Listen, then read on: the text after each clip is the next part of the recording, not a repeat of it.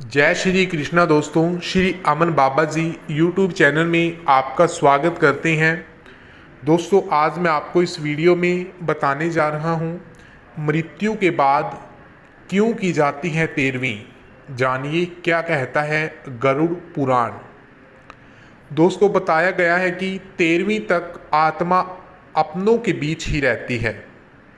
इसके बाद उसकी यात्रा दूसरे लोक के लिए शुरू हो जाती है और उसके कर्मों का हिसाब किया जाता है। जानिए 13वीं को लेकर गरुड़ पुराण में क्या कहा गया है। हिंदू धर्म में मृत्यु के बाद अंतिम संस्कार किया जाता है। इसके बाद 13 दिनों तक मृतक के निमित्त पिंडदान किए जाते हैं और आखिरी में 13वें दिन उसकी 13वीं होती है। गरुड़ पुराण में बताया गया है कि 13वीं तक आत्मा अपनों के बीच ही रहती है। इसके बाद उसकी यात्रा दूसरे लोक के लिए शुरू हो जाती है और उसके कर्मों का हिसाब किया जाता है। लेकिन क्या कभी आपने सोचा है आखिर 13वीं क्यों की जाती है और इससे उस मृत व्यक्ति आत्मा को क्या लाभ मिलता है? अगर आपको इसकी जानकारी नहीं है तो यहाँ जानिए इस बारे में कि गरुड़ पुराण में क्या बताया गया है। गरुड़ पुराण के मुताबिक जब किसी व्यक्ति के प्राण निकलते हैं तो यमदूत उसकी आत्मा को यमलोक ले जाते हैं और वहाँ उसे वो सब दिखाया जाता है जो उसने अपने जीवन में किया है। इस दौरान करीब 24 घंटे तक आत्मा यमलोक में ही रहती है। उसके बाद यमदूत उसे उसके परिजनों के बीच छोड़ जाते हैं। उसके बाद मृतक व्यक्ति की आत्मा अपने परिवार वालों के आसपास ही भटकती रहती है, क्योंकि उसमें इतना बल नहीं होता कि मृत्यु लोक से यमलोक की यात्रा तय कर सके। इस बीच परिजन मृतक की आत्मा के लिए नियमित रूप से पिंडदान कराते हैं।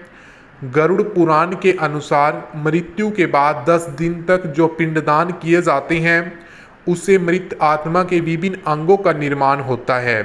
11वें और 12वें दिन के पिंडदान से शरीर पर मांस और त्वचा का निर्माण होता है। फिर 13वें दिन जब 13वीं की जाती है तब मृतक के नाम से जो पिंडदान किया जाता है उससे ही वो यमलोक तक की यात्रा तय करती है। पिंडदान से आत्मा को बल मिलता है और वो अपने पैरों पर चलकर मृत्यु लोक से यमलोक तक की यात्रा संपन्न करती है। आत्मा को मृत्यु लोक से यमलोक पहुंचने में 1 साल का समय लगता है। माना जाता है कि परिजनों द्वारा 13 दिनों में जो पिंडदान किया जाता है वो 1 वर्ष तक मृत आत्मा को भोजन के रूप में प्राप्त होता है। 13वीं के दिन कम से कम 13 ब्राह्मणों को भोजन कराने से आत्मा को प्रेत योनि से मुक्ति मिलती है।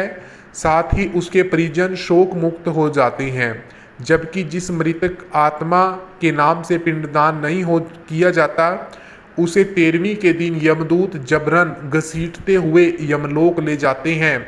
ऐसे में यात्रा के दौरान आत्मा को काफ़ी कष्ट उठाने पड़ते हैं। इसीलिए मृतक की आत्मा की शांति के लिए 13वीं को जरूरी माना जाता है।